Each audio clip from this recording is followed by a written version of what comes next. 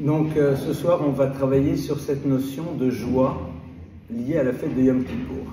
Alors tout d'abord, ce qui est très intéressant, vous savez, si vous ouvrez le texte de la Torah et que vous cherchez là où on parle de Yom Kippour, vous allez constater que on vous raconte ce qui se passe, mais on ne vous dit pas encore ni la date, ni le nom de la fête.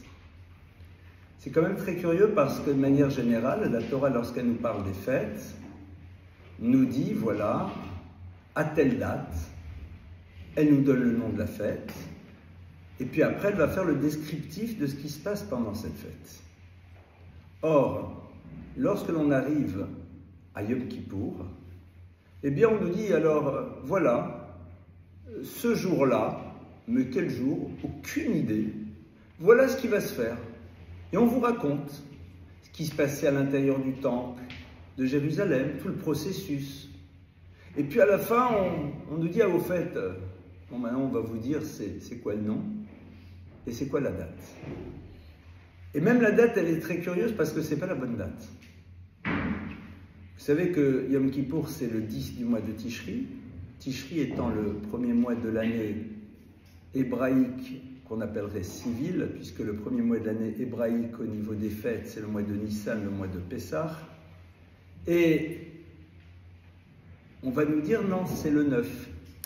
Mais la manière dont c'est dit, mes rêves à des rêves du soir jusqu'au soir, alors nos maîtres vont dire non, en vérité, c'est vrai que c'est marqué le 9, mais c'est pas le 9, c'est le 10. Ce qui est quand même assez curieux. Donc on a d'abord un descriptif de tout ce qui se passe dans la fête. On ne nous parle pas encore de date. On ne nous donne pas de nom. Et lorsqu'on arrive au nom, eh bien la date elle-même, c'est toute une étude qu'on doit faire pour pouvoir découvrir quelle est la vraie date. Alors il va falloir qu'on comprenne un petit peu qu'est-ce qui se joue. Au-delà de ça, c'est une idée qu'on a déjà une fois partagée ensemble dans un cours, le jour de Yom Kippour est appelé Yom Kippourim. Le jour, traduction, des expiations, puisque le terme de Kippour vient de la racine kapara, qui veut dire expiation. Mais les maîtres du Talmud vont, à travers un jeu de mots, trouver une forme d'homonymie des termes avec une autre fête. Et cette fête, c'est Purim. Parce que Yom Kippourim, vous pouvez aussi lire Yom Kepourim. Et Yom Kepourim, c'est le jour qui ressemble à Purim. Ce qui est quand même assez surprenant parce que la fête de Purim est bien postérieure à la révélation. La Torah a déjà été donnée depuis longtemps. Et donc, à quoi les maîtres du Talmud sont-ils en train presque de jouer lorsqu'ils créent cette analogie en se basant sur le fait que la Torah nous a parlé Yom Kippourim, la journée des expiations, Yom Kepourim, la journée qui ressemble à Purim. Alors, pour mieux comprendre ça, et pour arriver à notre sujet, on va très très rapidement repartir, si vous le voulez bien, vers la fête qui a précédé Yom Kippour, c'est-à-dire la fête de Rosh Hashanah. Alors on va imaginer que vous êtes en train de décrire à des amis cette fête. Vous leur dites Rosh Hashanah, le nouvel an juif, jour du jugement, jour important, jour de prière. Et puis vous leur dites, et dans cette journée-là, on va avoir à un moment quelque chose qui est le top. On va se retrouver lors de cette fête à un moment dans lequel on va dire, voilà, c'est le moment de la fête. On est crescendo. Et donc on s'imagine, voilà, prière, chant. Et puis ça monte, c'est un petit peu comme l'arrivée du final de la 9e symphonie. D'accord? C'est en train d'arriver. Et puis là, ça y est. On arrive enfin dans ce moment qui est le moment de la fête. Et là, vous voyez un monsieur qui prend une corne de bélier et qui commence à sonner dedans, de manière en plus pas spécifiquement harmonieuse. Et là, on vous dit, c'est le moment. Alors, vous qui êtes habitués à cela, il y a évidemment toute la dimension des émotions qui est présente. Il y a évidemment toutes sortes de symboliques, mais si on se met en distance, qu'est-ce qui est en train de se passer? Or, cette fête-là, de Rosh Hashanah, est appelée dans la Torah Yom Teruah, le jour de la sonnerie. Donc, c'est-à-dire, la dimension ultime de cette fête est passée, puisqu'elle vient de se passer, par cette sonnerie. La fête est appelée le jour de la sonnerie, et puis on est ici face à quelque chose quand même de légèrement énigmatique. Alors, on va, si vous le voulez bien, d'abord essayer de voir cette histoire de sonnerie, elle vient d'où? Elle vient de l'événement que l'on connaît, qui est le moment dans lequel Dieu va demander à Abraham d'amener son fils Isaac en offrande. Et le texte nous dit qu'Abraham l'amène, et puis à la dernière minute, on lui dit « non, tu ne fais rien ». Et à ce moment-là, il découvre un bélier qui est dans les broussailles. Il récupère ce bélier et va l'amener comme offrande, et les cornes de bélier vont être à l'origine de ce fameux chauffard. Lorsqu'Abraham va pour être à l'écoute de cet ordre divin, le texte nous dit qu'il se confronte à ce qu'on appellerait aujourd'hui le monde des émotions, totalement compréhensible. Comment faire un acte pareil? C'est bouleversant. Mais Abraham semble réussir à transcender ses émotions. Et à un moment, dit le texte, il arrive devant une rivière, et cette rivière lui barre la route. Abraham pénètre la rivière, et lorsque l'eau arrive jusqu'ici, la logique aurait été de dire, je voudrais bien, mais je ne peux plus. Et donc de repartir en arrière. Or, à ce moment-là, Abraham va dire la phrase suivante, Oshieni, Dieu, sauve-moi, car je suis confronté à quelque chose qui m'empêche d'aller jusqu'au bout de la mission que tu m'as confiée. Et à ce moment-là, cette rivière disparaît, disent nos maîtres, mais dans la tradition de la Kabbale, dans la mystique juive, on nous explique que la rivière profonde symbolise la problématique de l'intellect. Le problème d'Abraham, ce n'est même plus les émotions, c'est l'incompréhension totale de Dieu. D'un Dieu qui lui a dit que Isaac sera ta descendance et que c'est à travers lui que ta descendance existera et que c'est à travers Isaac que ton message passera à l'humanité. Et d'un Dieu qui lui dit, eh bien maintenant tu le fais disparaître. Abraham plonge dans ce questionnement et à un moment il n'y arrive plus. Il dit à Dieu, écoute, il va falloir que tu m'aides à vivre et à avancer avec une question sans réponse. Et à ce moment-là, l'histoire s'ouvre. Et à ce moment-là, le bélier arrive. Traduit de manière différente, ce que représente cette corne, c'est la capacité que va avoir l'humain de se confronter à la dimension de l'incompréhension divine dans son histoire, mais d'être dans la continuité de celle-ci. Abraham, c'est ce qu'il va faire. Et au passage, c'est ce que va représenter cette corne de bélier, puisque au fond, cette corne de bélier, on souffle par la bouche. Or, la bouche, c'est le lieu qui est censé exprimer notre pensée, notre réflexion, notre génialité. Et cette bouche exprime quelque chose d'inintelligible. Un son qui provient du lieu dans lequel la pensée est censée s'exprimer, c'est-à-dire ce qui va se jouer dans ce que j'appellerais l'au-delà du mot. Et c'est là où commence véritablement l'histoire et le processus qui va nous amener vers Kippour et donc vers la joie de Kippour. C'est-à-dire que le processus commence lorsqu'on a un Abraham qui est capable de dépasser radicalement la question que l'on se doit d'avoir et de révéler que la foi commence là où la raison s'arrête. Et donc, ça va être un petit peu le point de départ. Le point de départ de ce qui nous amène à cette fête de Yom Kippour, dont on ne connaît pas la date, qui ressemble à Purim, on va travailler dessus, c'est d'abord l'histoire d'un homme qui est capable de s'interroger, qui a le désir de comprendre, qui se questionne et qui questionne, mais qui de manière ultime est capable de ne pas avoir besoin de valider la demande divine par l'intelligibilité qu'il en aurait. Et c'est le point d'entrée de l'année que l'on met en place, c'est-à-dire de ne pas réclamer à Dieu de s'inscrire dans la logique de l'humain. Et ça va être au cœur même de l'histoire, et plus particulièrement de l'histoire du peuple juif. Parce que le mode de fonctionnement de l'univers n'est pas celui que l'on attendrait si nous étions Dieu.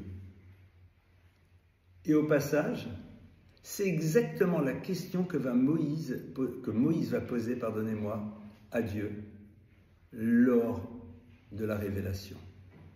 Au moment de la révélation, Moïse va dire à Dieu, traduit littéralement, montre-moi ta gloire. Ça veut dire quoi? Évidemment, on sait que la Torah utilise beaucoup les anthropomorphismes. Mais qu'est-ce que Moïse demande? Qu'est-ce qu'il veut voir? Les maîtres dans le Talmud nous disent, il a une question. Permets-moi de comprendre l'incompréhensible. Comment se fait-il que la logique qui devrait être présente dans l'univers n'est pas respectée?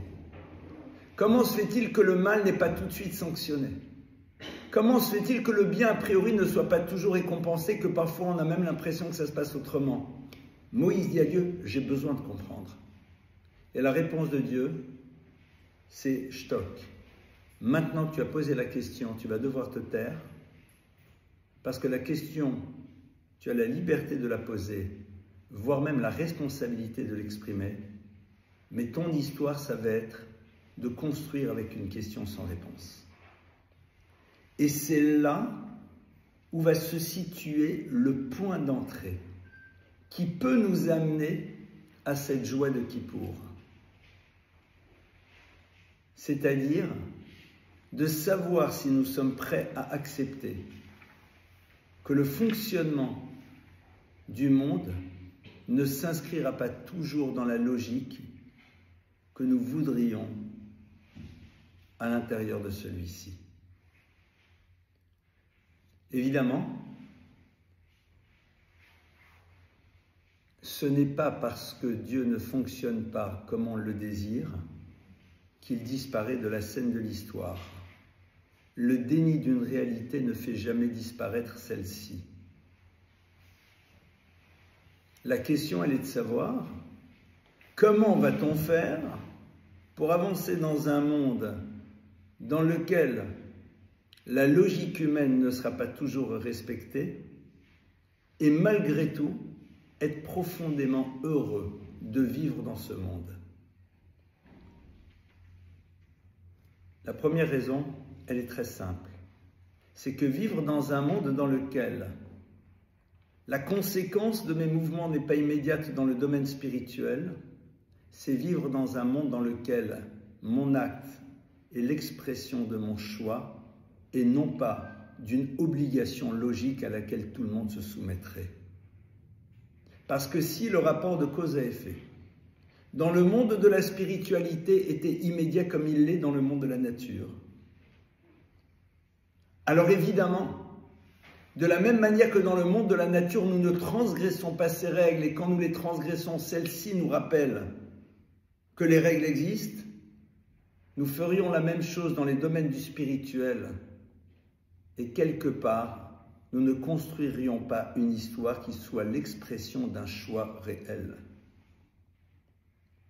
Et c'est là où, en effet, va se situer tout l'enjeu de l'histoire du peuple juif. Parce que dans la tradition juive, il n'y a pas de bon Dieu. Il y a Dieu.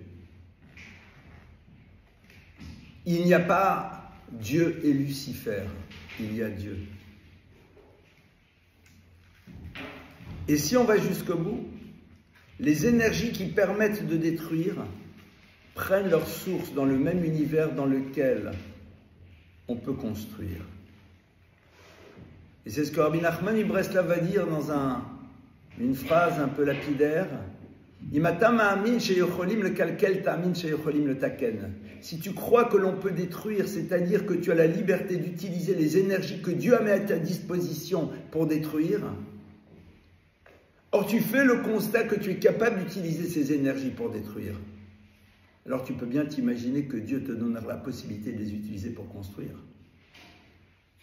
Parce que les énergies qui sont les nôtres au moment où nous dysfonctionnons prennent leur source à l'intérieur de cette énergie primordiale que le divin a mis dans le monde. Si j'ai la liberté d'utiliser les énergies que Dieu met à ma disposition pour m'opposer à sa volonté, alors évidemment je peux les utiliser dans l'autre sens. Ça, il ne faut pas l'oublier. Et la joie, elle commence là, dans cet espace de liberté qui m'a été proposé. Dans cette possibilité de créer une histoire dans laquelle c'est ma décision qui est la source de mon mouvement et non point une forme d'obligation qui est liée au constat de la dimension impliquante des mouvements que j'opère. Lorsque je fais le constat des conséquences de mes actes, évidemment, je repense ceci. C'est comme dans une relation de couple. Quand tu fais le constat que ton absence de sourire crée un début de rupture, si tu as décidé d'être intelligent, tu commences à sourire. Ce n'est pas l'expression d'un choix, c'est une nécessité dictée par une réalité. La réalité ne dicte pas cette nécessité d'être à l'écoute de la parole divine. C'est avant tout l'expression d'un choix que je prends. Ça, c'est le point de départ. Et maintenant, on arrive vers Yom Kippour. Alors, Yom Kippour, c'est extraordinaire parce que nous allons tous faire de mauvais choix. Tous. Parce que dans la vie, je vous rappelle, on rate et puis après, on rate moins. Donc les mauvais choix, on les a tous faits. Clairement. Et si on n'en a pas fait, présentez-vous à moi, je n'aurai jamais rencontré un ange. Ça m'intéresse. Donc évidemment, lorsque tous les jours nous disons dans la prière, pardonne-nous, lorsque tous les jours nous demandons à Dieu de nous aider à ne pas égarer notre vie à travers nos regards, c'est que ça nous concerne. Alors parfois de manière plus ou moins intense, chacun suivant sa propre réalité. On raconte qu'un jour, Rabbi Levi Yitzhak Miberditchov, qui était un grand maître hassidique, juste avant Kippour, ouvre l'Arche Sainte et dialogue avec Dieu. Il dit, Dieu, écoute, tu as inventé un concept génial, le pardon. C'est incroyable. Mais le pardon n'existe que s'il y a des fautes. S'il n'y a pas de faute, le pardon n'a pas de sens. Donc regarde, on fait un deal. Nous, on fait les fautes et toi, tu pardonnes. Ça veut dire quoi? Ça veut dire que la notion du pardon est inscrite a priori dans l'histoire de l'humanité parce que l'humain est un être perfectible. Elle n'est pas quelque chose qui a été mis en place par le constat que l'on fait, mais ça fait partie du point de départ de l'histoire. C'est pour cela que l'on dit que le retour à soi et à Dieu est préexistant à l'univers. Pourquoi? Pour une raison très simple. Une des choses qui est la plus difficile à vivre au quotidien, c'est le sentiment de culpabilité. C'est la pire des choses. Et même si à un moment nous sommes dans le regret, et même si à un moment nous sommes en train de nous battre la coulpe, et que l'on dit c'est bon, Dieu a pardonné, super, c'est génial, on se sent mal. Pourquoi? Parce qu'on est dans le souvenir de nos dysfonctionnements. La tchouva est préexistante au monde. Ça veut dire quoi? Ça veut dire que dans le monde du réel, tout mouvement que l'on a opéré laisse une trace. Et il peut la laisser pendant des siècles et des siècles. Je ne parle même pas des interactions qui se jouent, et la mécanique quantique nous l'explique tellement bien. Le transgénérationnel, il est là.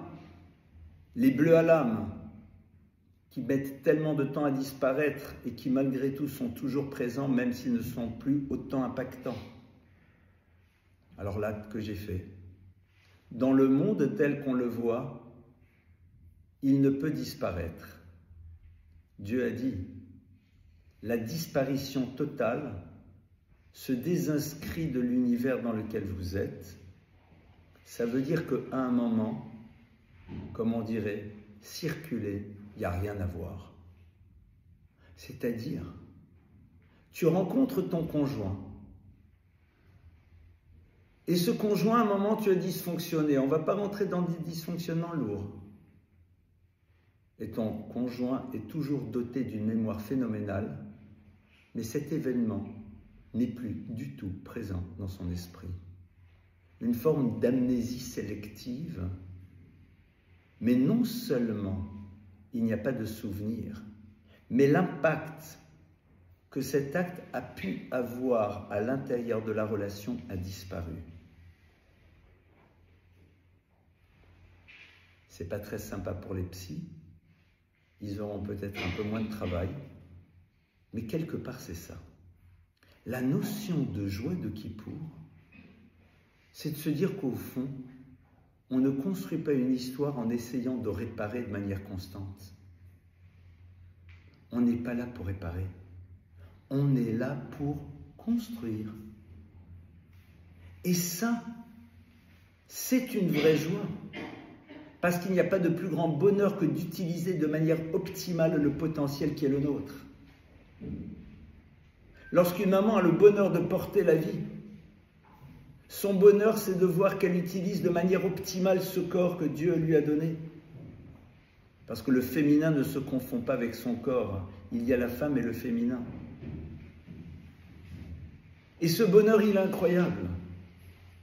Parce que dans cette utilisation, pardonnez-moi l'expression d'utilisation qui peut être un peu réductrice, quelque part, comme on dirait aujourd'hui, dans un langage un peu plus jeune, je suis au top. C'est-à-dire, j'utilise pleinement les énergies qui sont les miennes pour pouvoir réaliser ce que je dois mettre en place dans l'univers. Yom Kippour, c'est le jour dans lequel on te dit, à partir du moment où tu fais ton travail comme il se doit, au niveau de ton passé, n'y pense plus, il n'est plus là. C'est-à-dire, je vais vous prendre un exemple puéril, on ne se méfiera plus de toi, parce que ce que tu as fait n'est plus présent dans notre esprit. En deux mots, je peux de nouveau laisser la boîte de chocolat à la maison, parce que le souvenir de la manière dont tu l'as traité la fois dernière n'est plus présent, c'est plus là. Donc en deux mots, tu n'es plus là pour protéger, pour réparer, pour rééquilibrer. Tu n'es là que pour construire. C'est pas pour rien qu'on nous dit que le jour de Kippour, il faut faire la même chose dans la relation à l'autre. Pourquoi? Parce que si on le demande à Dieu, c'est parce que tout simplement on doit être capable de le faire nous aussi. La joie de savoir que nous avons cette capacité à l'intérieur de nous, de faire complètement abstraction d'un passé dans la relation, pour faire en telle sorte que celle-ci se conjugue au plus que parfait. C'est extraordinaire. De quelqu'un qui est dans cette forme d'amnésie sélective. Le Rambam nous dit la chose suivante, Maïmonide va nous dire, lorsque l'individu faute, je ne parle pas de ces fautes que l'on fait par habitude, par ignorance, mais non, il faute, pardonnez-moi un peu cette expression, pour cracher sur Dieu, quoi. Eh bien, à ce moment-là, Maïmonide utilise des termes que nos maîtres utilisent et qui ne sont pas simples. De la manière dont on voit, pardonnez-moi l'expression, ce petit vermisseau, non point la poussière d'étoile, mais poussière de poussière, qui ose s'opposer à celui qui lui donne la vie. Et dit le Rambam, quand cette personne fait une démarche de retour, c'est-à-dire lorsqu'elle accepte à un moment de casser son ego et de réaliser que, au fond, il y avait quelque chose de pathétique et de pitoyable dans ce désir d'exister à travers l'opposition. Et qu'au fond, lorsque tu n'as pas appris à prendre une position, alors la meilleure manière de te faire exister, c'est de t'opposer. Quand la personne a compris cela, et que donc elle en tire les conséquences, et qu'elle est dans le regret d'avoir utilisé ce modèle pour se faire exister face à Dieu, Maïmonide décrit une relation d'amour, je nous la souhaite tous, dans le monde de nos relations amoureuses. Incroyable. Il y a des mots là-bas, c'est dithyrambique, de ce qui se joue dans la relation entre Dieu et cet homme. L'amour que Dieu ressent vis-à-vis de lui, la puissance et l'énergie que cet homme véhicule. Cet homme, c'est cet individu, évidemment. Pourquoi? Parce qu'il était capable, à un moment, de ne pas avoir peur, de réaliser ce qui était à la source de mouvements qui, au fond, à terme, lui seront toxiques. Et là, l'histoire, elle commence de manière totalement différente. La joie de ne pas être entraîné vers le fond par le poids d'un passé, mais de voir en plus dans celui-ci comme une forme de bouée qui lui permet d'avancer, qui lui permet de surnager, qui lui permet de construire. Quand on réalise ça, c'est incroyable. C'est pour cela que le point de départ, c'était d'abord comprendre ce qui se joue dans Rosh Hashanah, c'est-à-dire ce qui se passe dans la relation à Dieu. Est-ce que oui ou non, on l'a mise en place? Est-ce que cette relation d'amour, on la désire?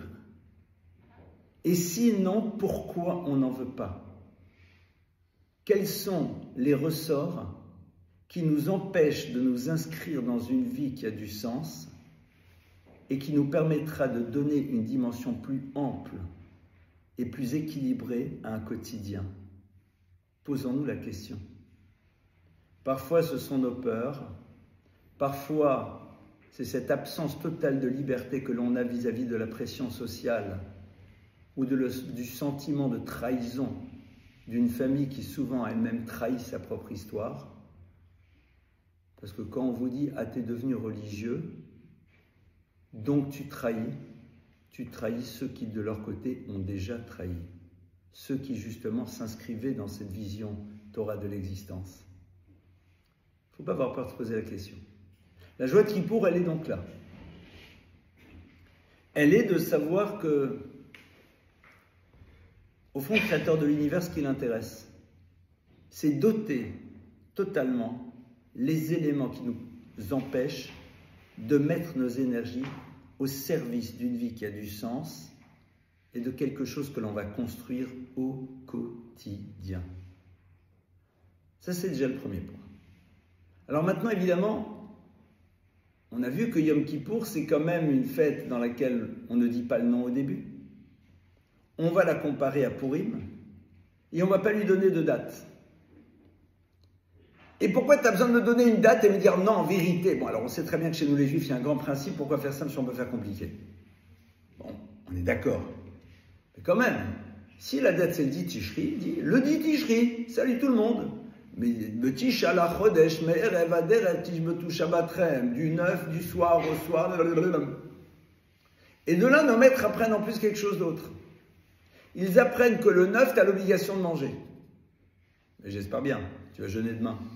Bon, on peut jeûner 2 jours, je vous garantis, ça peut le faire. Vous savez, là, ceux qui partent dans des retraites, dans les forêts, qui payent 4 000 € la semaine pour rien manger, ils font ça plus ou moins avec une soupe aux orties par jour. Mais quelque part, il y en a qui ont compris le business, mais quelque part, Pourquoi tu me dis ça? C'est sûr qu'on va manger. Non, la Torah te dit non, non, non, non, non. C'est pas que tu manges parce qu'il faut que tu manges. Tu manges parce que je t'ai dit de manger. On a l'impression qu'on est ici face au syndrome de la mère juive. Et la Gemara va te dire, les maîtres du Talmud vont te dire, chez Kol Mishe Ochel Betishat, que tout celui qui mange le 9, c'est comme s'il avait le jeûné le 10. Alors là, ne bougez pas parce que j'en vois certains qui veulent partir tout de suite, ils vont dire, je mange le 9, je jeûne pas le 10. Non, non, non, non. On jeûne le 10, et au moment où on mange le 9, on accomplit exactement la même chose que lorsque l'on jeûne. Traduction, la Torah n'est pas doloriste. Ce n'est pas dans la souffrance que l'on va expier de nos fautes. Ça, c'est pas de chez nous du tout. Mais c'est vraiment pas de chez nous. Regardez même Rosh Hashanah. Le seder de Rosh Hashanah, la table. Seulement on te dit, voilà, en vérité, l'enjeu c'est quoi? C'est le rapport à la parole divine. Dieu m'a dit de manger, je mange. Dieu m'a dit de ne pas manger, je ne mange pas. Ça veut dire qu'au fond, ce qui m'intéresse, c'est d'être à l'écoute de sa parole. Pourquoi? Parce que je sais que derrière ça, il y a autre chose qui se joue. En 2 mots, on découvre la joie incroyable de comprendre ce que c'est une relation amoureuse. Parce qu'on n'en parle pas tout de ça. Là, tu vas le dire, je vais t'expliquer ce que c'est. Une relation amoureuse, c'est être capable d'être à l'écoute de la demande de l'autre, qui est évidemment acceptable, et de répondre présent, même si elle ne s'inscrit pas dans ta logique. Je ne comprends pas, on mange pas, on c'est quoi cette histoire? Mange pas. Pourquoi? Parce que je te demande. Pourquoi tu le fais? Parce que tu me l'as demandé. Là, il y a une vraie relation. La joie de découvrir qu'à un moment, il y a cette forme de confiance qui s'est inscrite dans la relation avec le divin. Pourquoi? Cette confiance qui est à la source de tout le bien-être dans lequel on peut vivre son quotidien. Vous le savez pertinemment, nous le savons pertinemment. Quand vous êtes avec quelqu'un et que vous savez au plus profond de vous-même que vous pouvez lui faire confiance, vous êtes bien. Pourquoi les enfants sourient? Pourquoi ils sont contents? Parce qu'ils ne peuvent même pas imaginer que leur mère va les trahir. C'est pour ça que la mère en hébreu se dit « aime » et « aime » c'est la racine du mot « émouna ». Émouna, c'est la foi. Il est sur la table, il se jette dans tes bras. Même si tu ne les as pas tendus, il n'a aucun problème. Il ne peut même pas m'imaginer. C'est inimaginable. Mais qu'est-ce que tu te sens bien? Qu'est-ce que tu te sens bien d'être, pardonnez-moi l'expression, dans les bras de Dieu?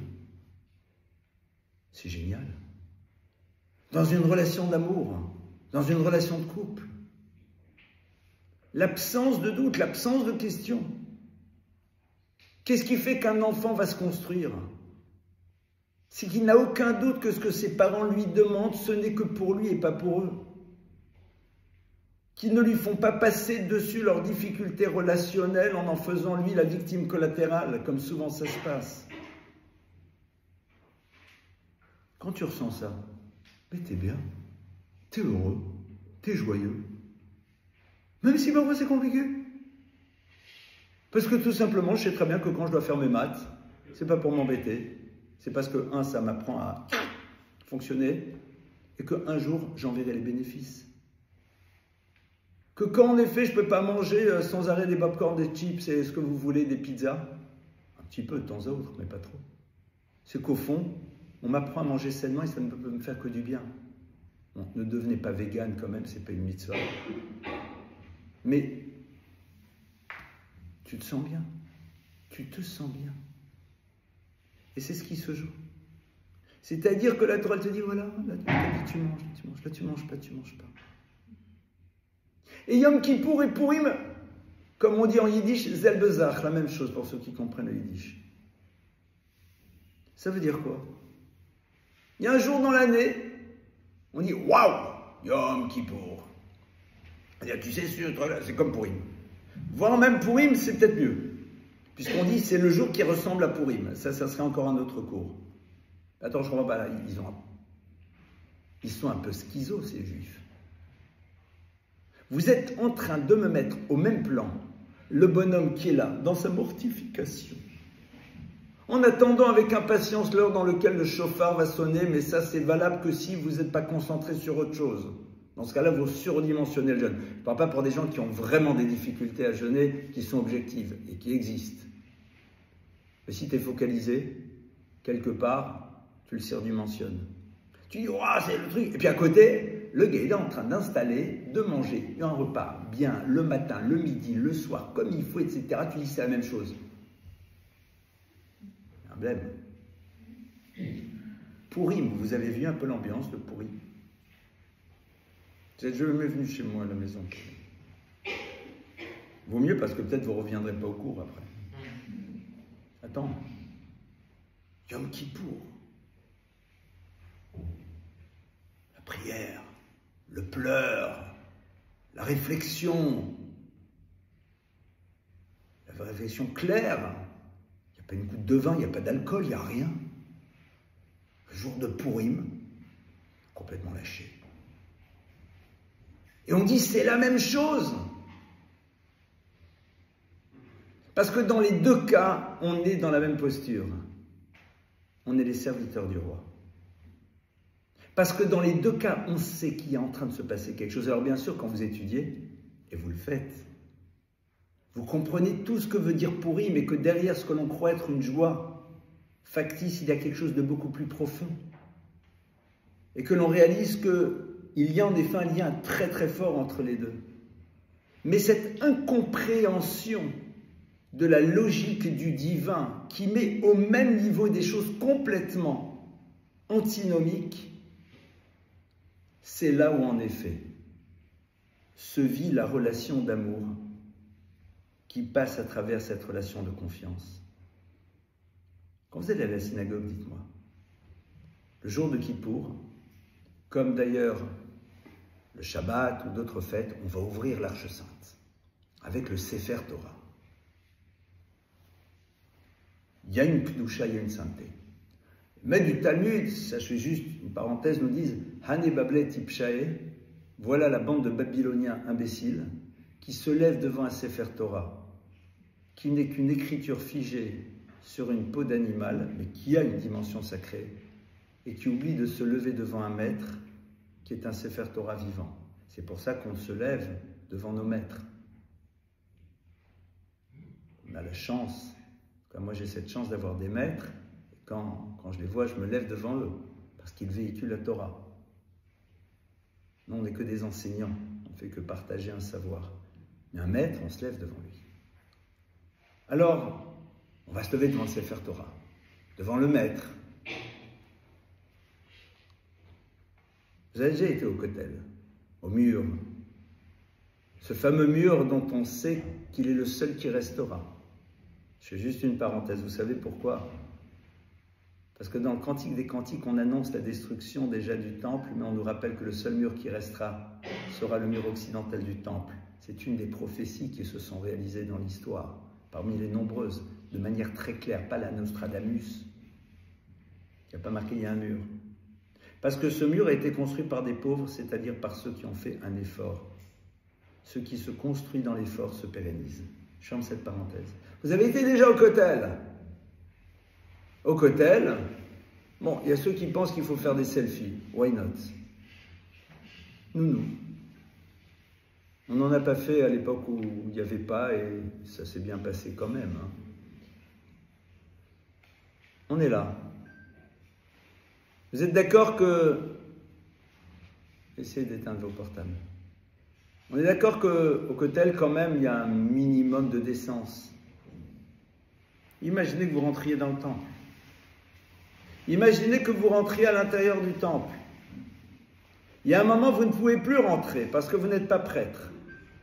S'il vous plaît, si vous pouvez arrêter les bips. Vous n'êtes pas prêtre. Et puis vous avancez parce que vous êtes Cohen. Et à un moment, vous ne pouvez plus avancer parce qu'il n'y en a qu'un qui peut rentrer. C'est qui? C'est le Cohen Gadol, le grand prêtre. Et quel jour? Le jour de Kippour. Dans un lieu a priori incroyable, dans lequel il y a l'Arche Sainte, dans laquelle il y a les débris de ces fameuses tables, et les autres tables, et le Sefer Torah, et l'étui dans lequel il y a la manne, cette nourriture céleste que le peuple d'Israël a consommée dans le désert. Lieu sacré parmi les plus sacrés. Vous rentrez là-dedans. Vous voyez l'Arche Sainte en or. Et sur cette Arche Sainte, vous voyez un jeune homme et une jeune fille, les Krouvim, qui s'enlacent comme un couple s'enlace lorsqu'il se retrouve dans l'intimité. Et ce lieu s'appelle, dans le langage des prophètes, Cheder Amitot, la chambre où est le lit conjugal. C'est le même problème. Kippour, Pourim, manger, jeûner, sacré, et l'intimité. C'est ici où se situe le lieu du contact avec le divin. Parce qu'en vérité, tout l'univers s'unit et tout l'univers est sacré dès lors qu'il s'inscrit à l'intérieur de la volonté du Créateur. Notre difficulté à nous, c'est d'avoir créé des ruptures, d'avoir vu la nourriture pour certains comme étant quelque chose va des rétro-satanas et pas pour des raisons ou être autre chose. De voir l'univers de l'intimité comme étant quelque chose qui s'appellerait le devoir conjugal où il n'y a pas le choix pour avoir des bébés. C'est la raison pour laquelle si tu veux t'élever spirituellement, va des rétro-satanas. Enfin ça, officiellement. Officieusement, c'est parfois un peu plus complexe. Et la Torah ne te dit pas du tout. La Torah te dit Kol ma shebarati lichvoni vasiti. Tout ce que j'ai créé dans l'univers a été créé pour révéler la présence de Dieu. Tout dépend du sens que tu donnes à la chose. Tout dépend de savoir en quoi elle est le support d'une élévation. La joie de Kippour, c'est de s'inscrire dans ce monde. Dans un monde qui te dit que la rupture ne doit pas être présente. D'un monde qui te dit que l'univers de l'intime, dès lors qu'il est porteur de sens, est le lieu le plus élevé que l'on puisse rencontrer ici-bas. Que la nourriture ou son absence ont leur raison d'être, mais qu'il n'y en a pas une qui doit être dans le déni de l'autre. C'est ce qu'on appelle le principe de l'harmonie. Le jour de Kippour, on essaye un tout petit peu plus de pénétrer cet univers. Alors évidemment, il va y avoir le pleur. Mais c'est quoi le pleur? Le pleur que l'on a à Kippour, c'est ce sentiment tellement difficile d'avoir gâché. Seulement, disent nos maîtres, quelqu'un qui fait un retour à lui-même par amour, les actes négatifs qu'il aurait pu commettre ne disparaissent pas. Ils sont considérés comme des actes positifs. Pourquoi? Parce qu'ils vont participer maintenant du raffinement de l'être, de par l'expérience qu'il a et de la sensibilité plus intense qui va devenir la sienne. Lorsque vous avez goûté à de l'héroïne, à de la cocaïne ou à d'autres substances, et que vous en avez découvert la toxicité dramatique, alors qu'à l'instant T, ça te procurait une forme de mieux-être,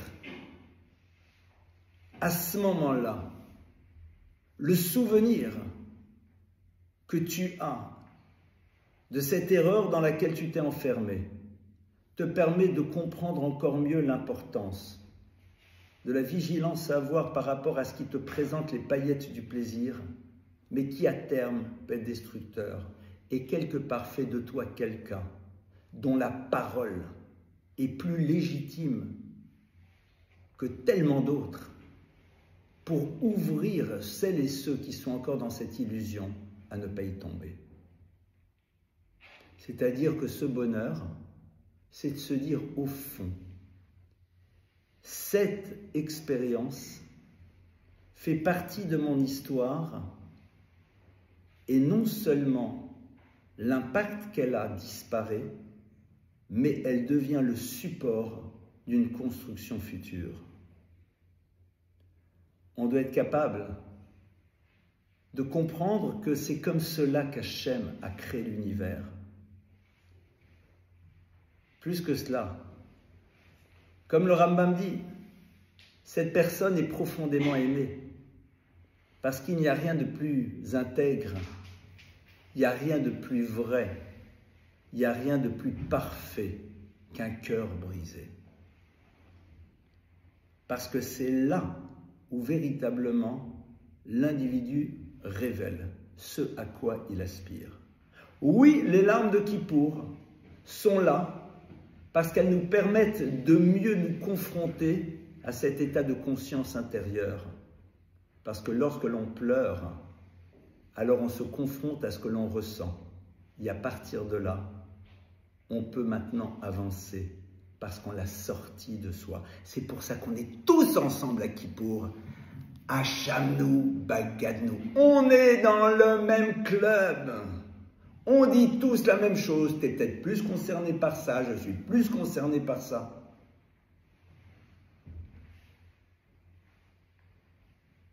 Mais c'est extraordinaire. C'est-à-dire qu'on a en plus même ce sentiment de se dire « Eh copain, toi aussi, hein ?» Évidemment. Évidemment. Alors quoi exactement? On ne va pas rentrer dans les détails, ce n'est pas le sujet. Mais c'est génial. On est dans le club des imparfaits.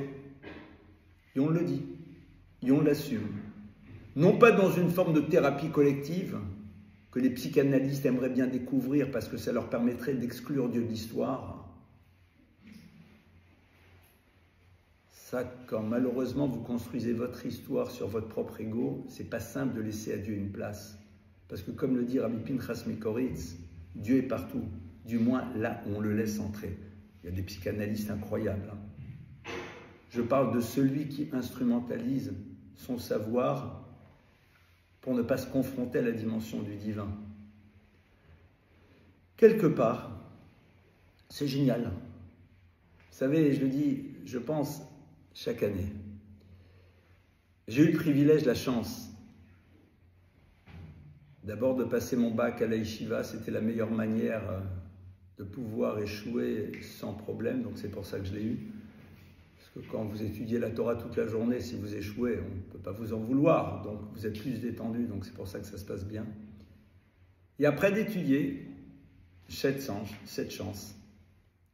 Et donc dans le monde des yeshivot, dans le monde de la yeshiva, eh bien, Kippour est un moment incroyable.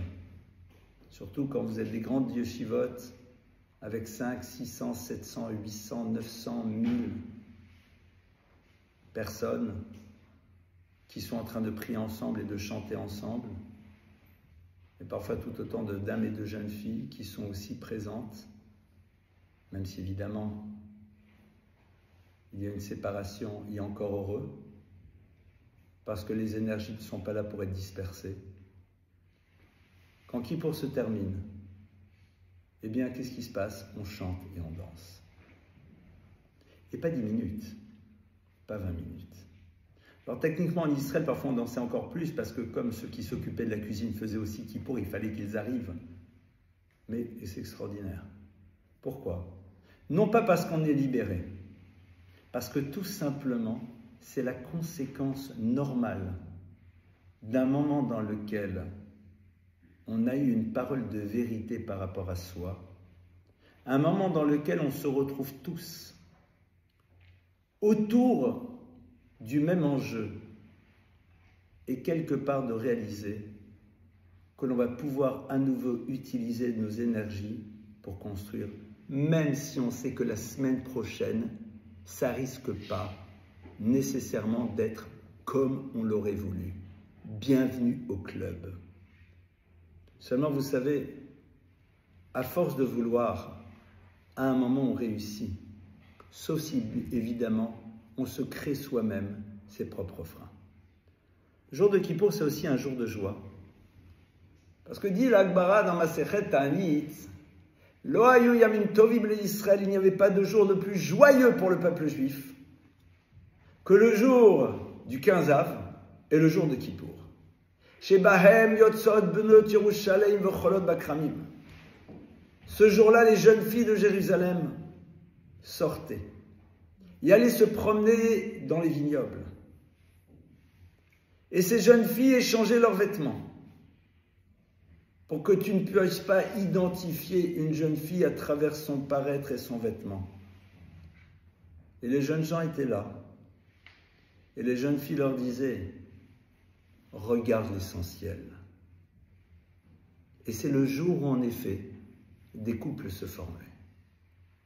Qu'est-ce qu'on est en train de nous raconter? Yom Kippour. Yom Kippour. Yom Kippour, c'est le jour dans lequel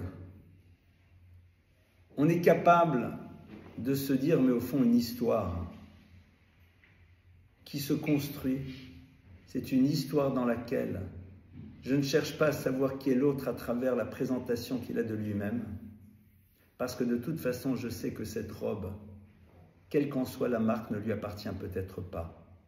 Donc, en 2 mots, je ne définis pas l'autre à travers un paraître. 1. Deuxièmement, les jeunes filles disaient « Bachour sana enecha » jeune homme, lève les yeux.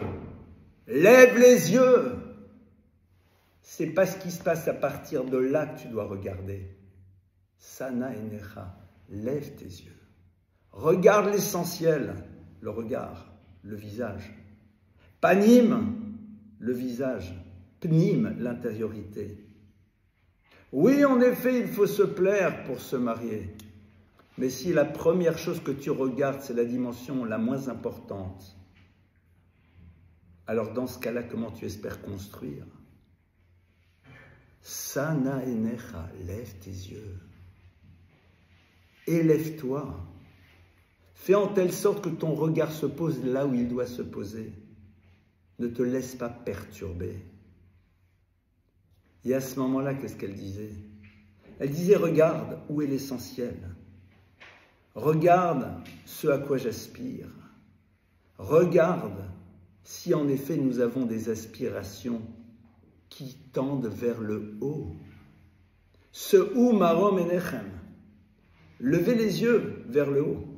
C'est-à-dire, reprenez la mesure de l'immensité de l'univers et de la place malgré tout qu'on peut y occuper si on construit l'histoire qui doit être la nôtre. C'est un jour de joie, parce que c'est un jour dans lequel les jeunes filles du peuple juif disent des mots. Si elles les disent, c'est que sans doute on a en face d'elles ceux qui sont prêts à les entendre. Il n'y a rien de plus triste qu'exprimer une parole que l'autre n'est pas prêt à entendre, parce qu'elle l'obligerait à grandir. Et ça, en effet, c'est l'autre élément de la joie de Kippour. C'est-à-dire de sortir d'un lieu dans lequel on se sent capable de dire où va se situer la dimension essentielle qui permet de construire une histoire à travers une relation dans laquelle Dieu est présent, c'est-à-dire une relation de couple. Bachour, jeune homme, Bocher, celui qui choisit. La notion de Bachour, de Bachoura, c'est un choix. Sana enecha urei. Lève tes yeux. Mais pas pour voir ce qui se passe à l'étage des dames et de voir ce qui scintille et ce qui m'attire d'abord, mais qui m'attire avec parfois des idées qui pourraient me traverser l'esprit. Ah, nous vivons dans un monde dans lequel on a l'impression que l'autre d'abord doit regarder vers le bas avant de regarder vers le haut. C'est là où se situe l'enjeu de la émouna, de la foi. C'est là où se situe en effet ce qu'on a vu au début. De la logique de l'homme et de la parole divine. Oui, dans la logique, tu as l'impression que c'est comme ça que ça se passe. Mais c'est pas comme ça qu'on construit une histoire. Ah, mais si je ne, alors comment pourra-t-il que? T'as raison. Bonne question. C'est la même problématique qu'à Abraham, à un autre niveau évidemment. C'est la même question que Moïse. C'est la même question que... Mais c'est pas comme ça que ça devrait le faire. On a aujourd'hui cette malheureuse chance de voir même l'échec d'un modèle qui s'est construit de cette manière. Et qui fait que les yeux, même s'ils regardent dans une direction, par la suite, regardent dans des directions multiples. Ça, c'est l'autre élément de la joie de Kippour, avec cet état d'esprit de Sana Enecha. Mais qui le dit?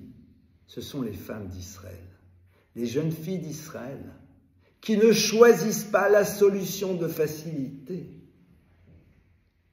mais qui, au fond, induisent cette idée que c'est en se tournant vers le haut que l'on construit véritablement son histoire. Voilà quelques idées que je voulais partager avec vous.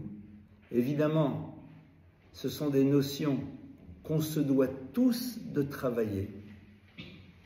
Et quand je dis tous, j'en fais évidemment partie. Chacun là où il se trouve. Aborder ce jour avec Gilou Bir-Hada, avec une joie dans le tremblement. Il y avait quand même un truc que je vais partager avec vous. Kol ha'ma'avir al midotav, dit la Gemara dans Masechet Yoma, ma'avirim al kol peshav. Tout celui qui est capable de dépasser ses tendances profondes de colère, de rancœur, de dureté, de méchanceté. Dieu lui dit, dans ce cas-là, je suis prêt à pardonner à toutes tes fautes. On ne peut pas demander à Dieu de faire vis-à-vis de nous ce que l'on n'est pas prêt, ce que l'on ne désire pas faire vis-à-vis de l'autre. Hachem Tzilcha, Dieu est de notre ombre. Est-ce qu'on est prêt à faire ce travail? Le jour de Kippour, on aura un test. Il sera parfois minime. C'est la personne qui t'a pris ta place. C'est ta mère qui t'a fait une remarque que tu n'as pas appréciée. C'est ton mari qui t'aura dit « mais pourquoi tu as oublié de faire ça ?» C'est ta femme qui te dira autre chose. La vie est un test. Ce qu'il faut, c'est réussir le test. Le jour de Kippour, on peut avoir des petits tests comme ça, tout petits. À nous de savoir les relever avec intelligence et de montrer dans quelle dynamique on désire s'inscrire. C'est ce qui nous assurera Bezrat Hashem, à nous et à tout le clan d'Israël, une Shana Tova U'Mtuka, une année qui soit bonne, mais que la dimension bonne de l'année soit visible. Parce que même si tout est bon, on veut voir de manière claire que les choses sont bonnes pour nous et tout le peuple juif, et que Bezrat Hashem, ça soit une année de Gola, Gmar Chatima Tova, et maintenant, on passe à vos questions comme d'habitude.